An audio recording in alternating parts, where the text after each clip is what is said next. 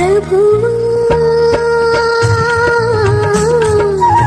కాచితివి ఇంతకాలం, కాచితివి ఇంతకాలం. ప్రభువా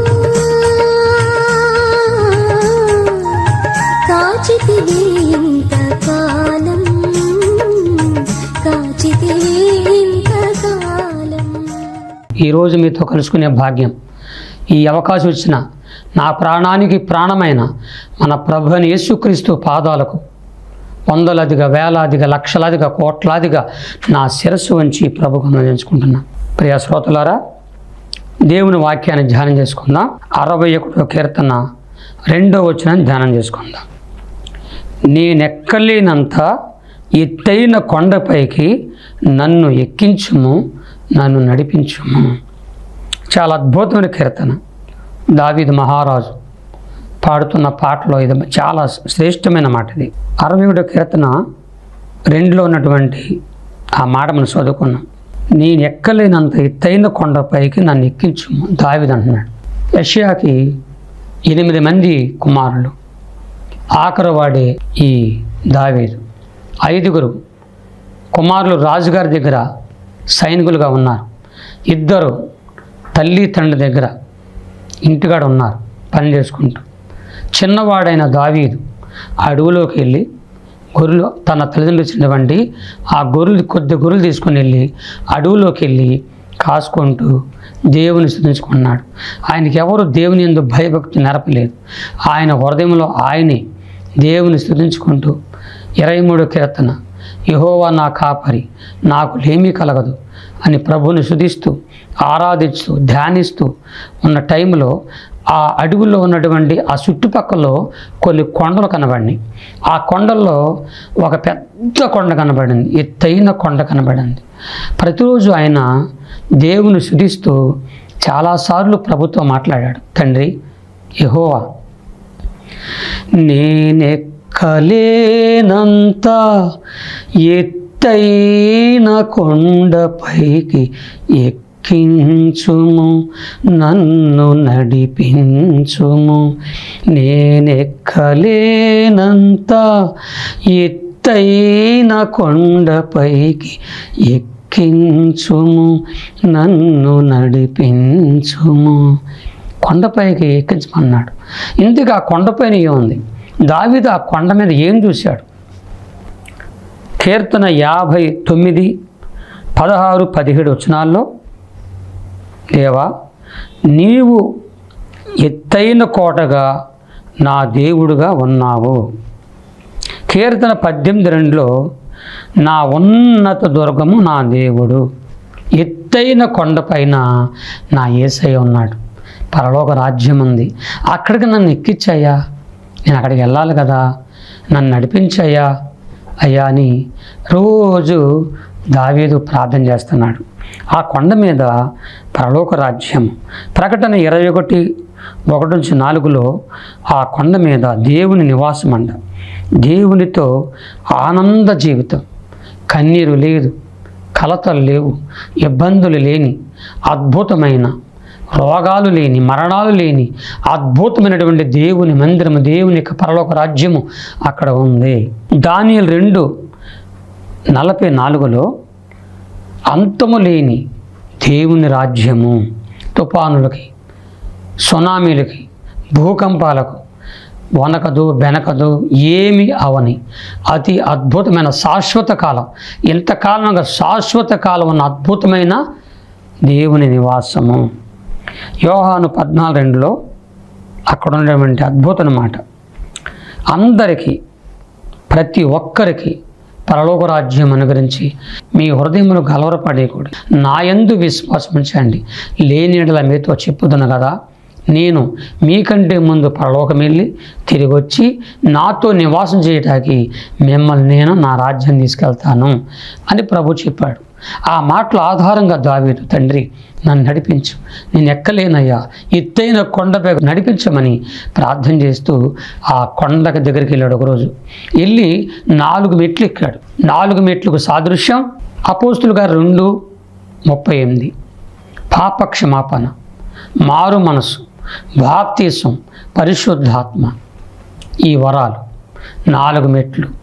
పాప క్షమాపణ, ఏదైనా పాపాలు చేస్తుంటే చేసాం.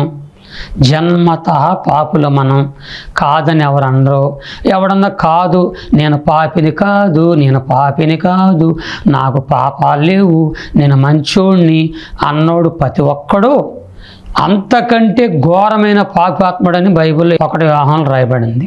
కాబట్టి మన పాపులమి, పాప క్షమాపణ పొందుదుముగాక. ఏదైనా పాపం అంటే ప్రభు దగ్గర ఉన్నాం.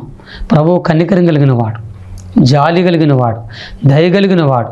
ఖచ్చితంగా మన పాపాలని క్షమిస్తాడు. మారు మనసు పొందుదమ్ముగాక 2వ మెట్టు. మార్పు లేని జీవితం ఉంటే తాగుడు, తందనాలు, భయంకరమైన పాపాలు, అబద్ధాలు, దొంగ మాటలు, కొంపల ముంచిన మాటలు, ఇంకా మద్యపానం, ధూమపానం, ఇలాంటివి అన్నీ తొలగించుకొని ఒక మార్పు చెందిన క్రీస్తు మనిషిగా మారుదుగాక. 3వది బాప్తీసం. బాప్తీసం పొందనిది నమ్మి బాప్తీసం పొందినవాడు పరలోకము, లేనివాడికి శిక్ష. ఇది కరెక్టే. ఎవడు అవునన్నా కాదన్నా ఇది కరెక్టే. బాప్తీసం పొందాలా? పొందకపోతే నరకానికి వెళ్తారా? నరకాలకు నీ దేవుడు పాడేస్తాడు. ఖచ్చితం. ఇది మాత్రం తీసే పని లేదు. పేదవాడు మొదలుకొని ప్రపంచంలో ఉన్న నియంత వరకు ఖచ్చితంగా యేసుక్రీస్తు నామములో బాప్తిస్మం పొందిన వాడు మాత్రమే మోక్షరాజ్యం, పరలోక రాజ్యం. దీనిని ఇంకా ఎన్ని అనుకున్నా ఎన్ని తిట్టుకున్నా ఇది మాత్రం ఖాయం, ఇది నిజం. పరలోకం వెళ్ళాలంటే బాప్తిస్మం పొందాల్సిందే. 4వది పరిశుద్ధాత్మ. మన మానవాత్మ కాదు, పరిశుద్ధ ఆత్మ అనేది మనం పొందుకుందాముగాక. పరిశుద్ధాత్మ నడిపింపు, పరిశుద్ధాత్మ వాతావరణంలో మనం సాగితే మన కుటుంబాలు, మనము అందరం కూడా బాగుంటామని మనం చేస్తున్నా. అయితే 4 మెట్లు ఎక్కి వెంటనే అలాగ కొండపైకి చూశాడు దావీదు. అలా చూడగానే గుండె పగిలిపోయింది, భయపడిపోయాడు, వణికిపోతున్నాడు. కారణం, దూరం కొండలో నున్నగా ఉంటాయంట, దగ్గరికి వెళ్తే తెలిసిద్దంట ఆ కొండల యొక్క రాళ్ళు, ముళ్ళు, పాములు, ఎలుకలు, పందికొక్కులు, భయంకరమైన పాములు, సింహాలు, పులులు, జంతువులు, ఏవో రకరకాలుగా ఉంటాయి దాంట్లో. మనం ఎక్కలేం. భయపడిపోయాడు దావీదు. ఎక్కడానికి కారణం ఇన్నున్నాయి, నేను ఎక్కలేను, మానవ ప్రయత్నంగా ఎక్కలేను. అందుకే నేను దావీదు అంటాడు, అయ్యా నేనెక్కలేనంత ఎత్తైన కొండపైకి ఎక్కించుము, నన్ను నడిపించుము. మానవ ప్రయాణంలో కానీ ఆత్మీయ ప్రయాణంలో కానీ కొండ అనేది మన జీవిత ప్రయాణము. కొండ పైనుంది యేసయ్య పరలోక రాజ్యము. అందుకోసం మనం యేసు నమ్మి మారుమనసు పొంది బాప్తిస్మం పొంది రక్షణ పొంది పరిశుద్ధాత్మ అభిషేకం పొంది తెరమనించుకొని 4 మెట్లు ఎక్కాము. ఎక్కిని మనం వెనక్కి రావడానికి లేదు, ముందుకు సాగిపోదాం గాక. ముందుకు సాగిపోవాలి. నిజమైన దేవుని క్రైస్తవ, దేవుని బిడ్డ, దేవుని కుమారుడైన ప్రతి ఒక్కరు కూడా 4 అడుగులు వేసి వెనక తిరగకూడదు. సిలువను ఎత్తుకొని వెనక తట్టు చూసేవాడు ఆయన పాత్రుడు కాదు. ఎక్కావు 4 మెట్లు, సాగించడమే. చావైన బ్రతుకైనా యేసయ్య ఎక్కుతున్నాను, ప్రభు ఎక్కిస్తాడంతే. ఆయన మధ్యలో విడిచిపెట్టేవాడు కాదు. ఈ మధ్య ఒక పాట రాశాను. ఆ పాట, నన్ను పిలిచిన దేవుడు నమ్మదగినవాడు, ఎన్నడు నన్ను మరువడు, యేసయ్యా ఏనాడు నన్ను విడువడు. చెయ్యగాని పట్టాడా విడిచిపెట్టాడు. సాగిపోవాలి. నిందలు రాని, అవమానాలు రాని. నేను అడవి మనిషిని, అడవిలో పుట్టాను, అడవిలోనే పెరిగాను. నా సాక్ష్యం ద్వారా మీకు అందరికీ తెలుసు. అడవిలో ఇది పులి, ఇది నక్క, ఇది సింహం, ఇది పాము అని వాటి రూపాల బట్టి చెప్పొచ్చు. వాటి రూపాల బట్టి ఈ జంతువులను చెప్పవచ్చు. కానీ మనుషుల్లో ఎన్ని రూపాలు! పేరుకు మాత్రం మనుషులు కనపడతారు, కానీ కుక్క, నక్క, పిల్లి, పందికొక్కు, సింహము, రకరకాలైనటువంటి జంతువుల రూపాలు పోలుంటారు. వాళ్ళు ఫలానా చెప్పలేం. వాళ్ళ స్వభావం బయటపడితే చెప్పలేం. మన ప్రయాణంలో మధ్యలో ఇలాంటివి ఎదురవుతారు. సింహాలు లాంటి మనుషులు, పాములు లాంటి మనుషులు, కప్పలు లాంటి మనుషులు, పందికొక్కులు లాంటి మనుషులు, క్రూర మృగాల మనుషులు ఎందరు ఎదురొస్తుంటారు. వాళ్ళని చూసి భయపడొద్దు. కారణం, యేసయ్య మన ముందున్నాడు, యేసయ్య మన చేపట్టుకున్నాడు, మనల్ని నడిపిస్తున్నాడు. మనం నడవలేము. నా 40 సంవత్సరాల దేవుని సేవలో ఎన్నో నందలు, ఇలాంటి అందరం చూసుంటాను. ఎందరినో క్రూర మృగాలు లాంటి మనుషుల్ని నేను అడవుల నుంచి బయటకు వచ్చి అందరు మనుషులు అనుకున్నా, మనుషులు సూపర్ అనుకున్నా. తీరా వస్తే నాకు అర్థమైంది వీళ్ళకంటే మా జంతువులే మంచివని. పుట్టగానే నాకు అమ్మ చచ్చిపోయింది. నా కన్న తల్లి నాకు తెలియదు, ప్రేమ తెలియదు, నాన్న ప్రేమ తెలియదు. నన్ను పెంచినవి క్రూర మృగాలు పెంచినవి. క్రూర మృగం మధ్య ఆడుకున్నాను, సింహాల మధ్య, పులుల మధ్య, జంతువుల మధ్య. అవే నన్ను కన్న తల్లిగా పెంచినాయి. నిజంగా మనం అనుకుంటాము అవి క్రూర జంతువులని, కానీ చాలా ఆలోచిస్తే ఎవరికి హాని చేయు. సామాన్యంగా మనుషులు హాని చేయడానికి దేవుడు వాటిని పుట్టించలేదు. అంత అద్భుతమైనటువంటి క్రూర మృగాలే. ప్రేమిస్తే ప్రాణం ఇస్తే, అవకాశం ఇస్తే చంపెడబారిస్తాయి అంతే, తప్పు చేస్తే మాత్రం. ఆ జంతువులు నేను అడవుల్లో దొంగలు జంతువులు పట్టుకెళ్తుంటే జంతువులను కాపాడుకున్నవాడని నేను. అవి అంటే నాకు చాలా ఇష్టం. అడవులో జంతువులు చాలా ప్రేమ గలవి, నీతి గలవి. కానీ మనుషులు నీతి లేని, మోసకరమైన, భయంకర మనుషులు శ్రమలు పెడతారు. మనల్ని పైకి ఎక్కనివ్వరు, మనని అణిచేస్తారన్నమాట. దేవుని సేవలకు వచ్చినప్పుడు నన్ను ఎంతమంది తొక్కేశారు, ఎంతోమంది తొక్కేశారు. ఈడొక పాములోడు, ఈడొక కోయోడు, ఈడొక అడవి మనిషి, వీడి సాక్ష్యం ఏంది, ఈడేంది, వీడిని పైకి తీసుకురాకూడదు, వీడు స్టేజ్ నిలబడితే మన అవమానం అయిపోతున్నాం, వీడు సోబరు చెప్పేస్తున్నాడు, అందరు నచ్చుతున్నాయి వీళ్ళ మాటలు అని ఎంతమందో తొక్కేశారు. నన్ను పైకి ఎక్కనివ్వలేదు. కానీ యేసయ్య వాళ్ళ పక్కకు నెట్టి నన్ను వాళ్ళకంటే ముందు పైకి తీసుకెళ్ళిపోయాడు. వాళ్ళకి నన్ను విమర్శించి నా మీద అబద్ధముగా చెడ్డ మాటలకు పలికి నన్ను బలహీనపరిచిన వారికి అందరూ నన్ను దిట్టుగా తీసుకెళ్ళిపోయాడు దేవుడు. వాళ్ళు రాళ్ళు వేసినా ఉమ్ములేసినా తిరిగి ఆలనబడేలాగా చేశాడు. ఎవరైతే నన్ను అసహించుకున్నారో వాళ్ళే నన్ను సవాలకు పిలిచి నాకు వందనాలు చెప్పారు. కాబట్టి ప్రయాణం సాగని వెనక్కని చేయొద్దు. దేవుని బిడ్డలారా, అద్భుతమైన మాట చెప్తున్నాను నేను. మత్తయి సువార్త 7:13 ఇరుకు ద్వారం అలాగుంటుంది. ఇరుకు ద్వారం ప్రవేశించుడి. మన ప్రయాణాల్లో ముళ్ళు లాంటి సమస్యలు, ఇబ్బందులు, కష్టాలు, కన్నీరు, అప్పులు, వేదన, అయ్యో భయంకరమైన సమస్య అది. అలాంటి సమస్య గుండా వెళ్తున్నాం.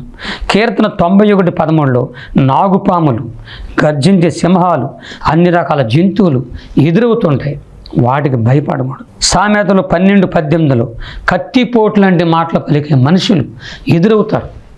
మనల్ని మనకు బయట వాళ్ళు ఎక్కువని ఎక్కనివ్వరు, తోసేస్తుంటారు బయటికి. వాళ్ళకి భయపడద్దు, అలాగ మనం సాగిపోవాలి.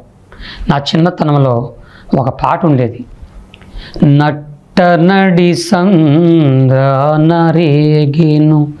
అట్టహాసపు పెనుతుపాను, గట్టు చూడగా చాలా దూరము, ఇట్టి శ్రమలో చిక్కుకుంటిని, చిన్న జీవిత నావనాది, నిన్నే గురిగా పయనమైనది, ఎన్నో శోధన ఎన్నో బాధలు, కన్న తండ్రి కానరావా, ఆదుకోవయ్యా నాదు యేసయ్యా. నట్టనడి సముద్రంలో ఉందా? కొండ మధ్యకెళ్ళిపోయావా? ఈటెలలో అర్థం కాని పరిస్థితి అయిపోయిందా? పరలోక రాజ్యం ఎక్కలేకపోతున్నామా? సేవా పరిస్థితి ఎక్కలేకపోతున్నామా? సేవలో కానీ, ఆత్మీయలో కానీ, కుటుంబంలో కానీ, వ్యాపారంలో కానీ, మన పనిపాట్లో కానీ మనం ముందుకు రాగలేకపోతున్నామా?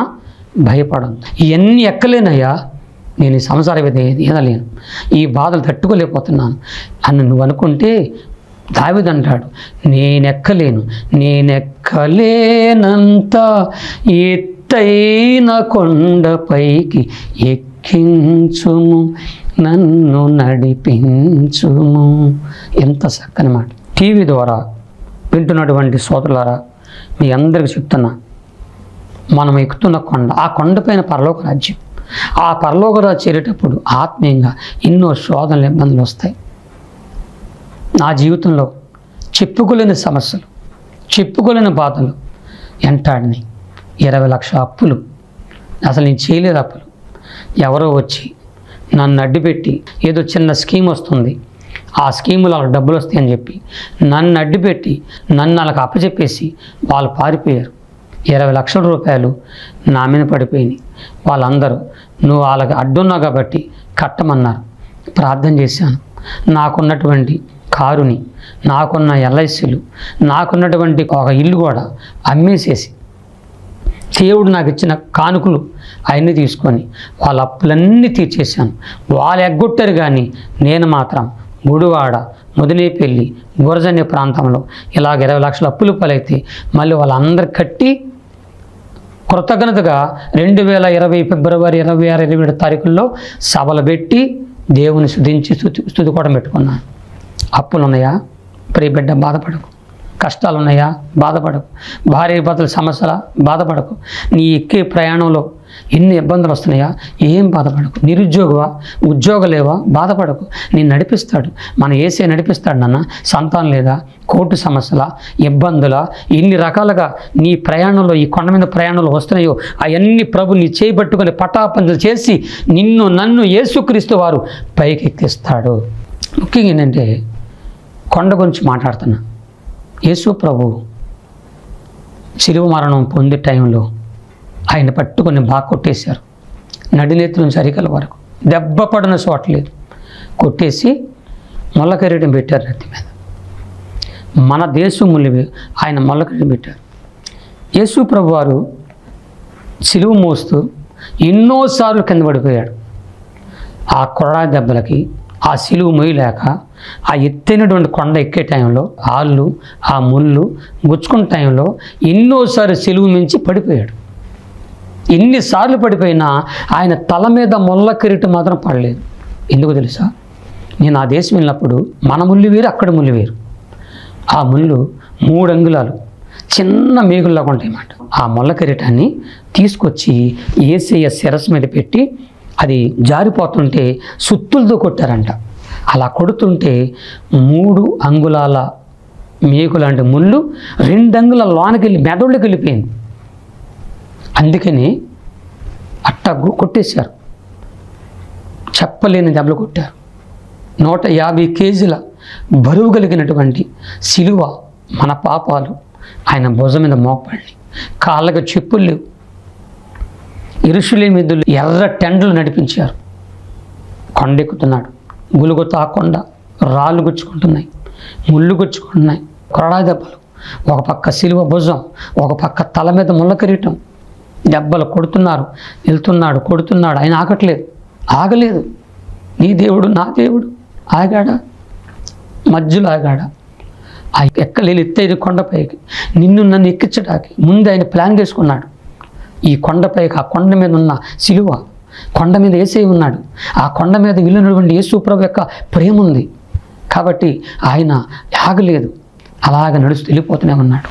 ఎత్తైన కొండపై ఆయన చెయ్యి ఎవరు పట్టుకోలేదు. ఆయన శిలువని ఎవరు మోయలేదు. ఆయన వెళ్ళిపోయాడు. మనకు దారి చూపించాడు. నా కుమార్తె, నా కుమారుడా, మీరు నా వెనక వస్తారు కదా, రండి, మీరు భయం లేదని. అలాగ పైకి వెళ్ళిపోయాడు. వెళ్ళిన తర్వాత అక్కడ నిలబడ్డాడు.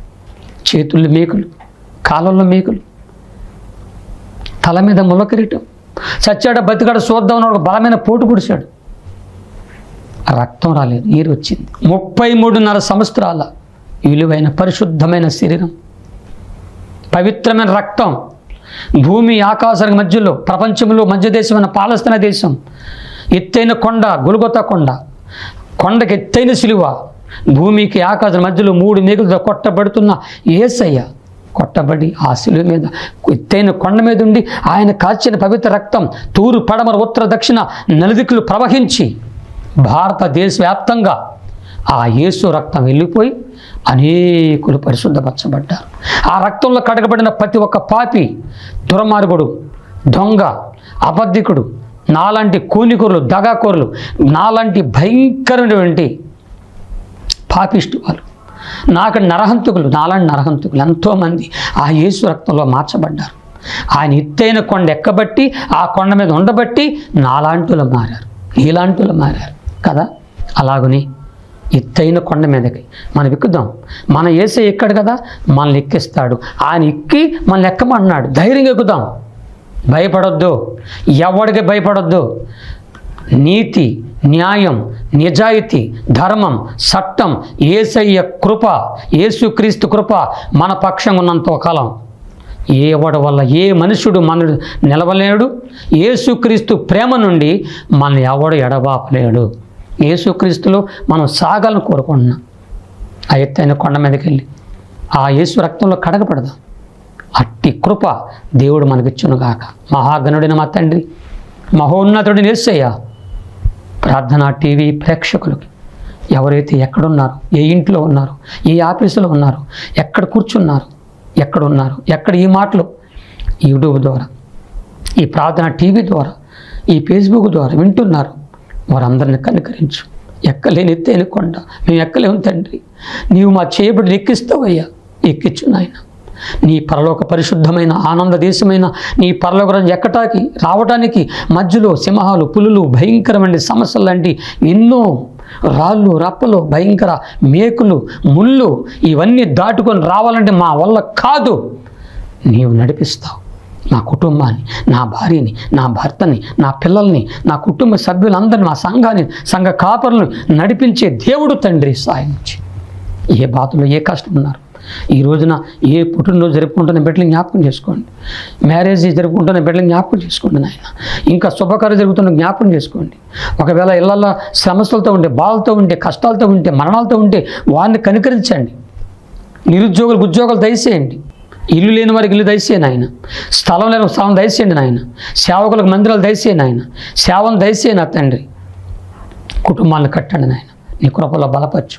ఎత్తైన కొండపైకి ఎక్కించి మీ ఆశీర్వాదాలతో, మీ దేవులతో మమ్మల్ని నింపి అభిషేకించమని, మరొకసారి వర్తమానం కొరకు సిద్ధపరచమని యేసు నామమున ప్రార్థించి అడిగి పొందుకున్నాము తండ్రి. ఆమేన్. Praise the Lord. ప్రియ శ్రోతలారా, ప్రార్థనా టీవీ శ్రోతలకు ప్రభుపేట వందనాలు. ఈ సందేశాలు మీకు, మీ కుటుంబాలకు ఆశీర్వాదకరంగా ఉంటే ఈ టీవీ పరిసరను ప్రోత్సహించండి. ప్రేమపూర్వక కానుకలు పంపించండి. మీడియా పరిసరను అభివృద్ధి పరచుడు కొరకు రాబోయే రోజుల్లో విజయవాడలో ఒక స్థలం ప్రభు నాకు ఇచ్చాడు. అక్కడ మందిరం కట్టబడబోతుంది. దయచేసి మీ ప్రార్థన సాయం అందించండి. త్వరలో విజయవాడ చుట్టుపక్కల ప్రాంతాల్లో ఘనమైన పరిసరం జరగబోతుంది. జ్ఞాపకం చేసుకోండి. ఇంకా కట్టబడలేదు, మామూలు స్థలం ఉంది కాబట్టి దానికోసం ప్రార్థన చేయండి. మిమ్మల్ని, మీ కుటుంబాన్ని ప్రభు దీవించును గాక. ఆమె. మరిన్ని ఆత్మీయమైన వర్తమానాల కోసం మీసాల గొడవ క్రీస్తుదాస్ అనే యూట్యూబ్ ఛానల్ సబ్స్క్రైబ్ చేయండి, లైక్ చేయండి, మీ స్నేహితులకు, బంధువులకు షేర్ చేయండి. మీ యొక్క ప్రార్థన అవసరతలకు మాకు కాల్ చేయండి. దేవుడు మేము ప్రేరేపిస్తే విశ్వాసంతో కొనసాగుతున్న ఈ పరిచర్యను కొనసాగించడానికి ప్రోత్సహించండి, సహకరించండి. దేవుడు మిమ్మల్ని దీవించును గాక.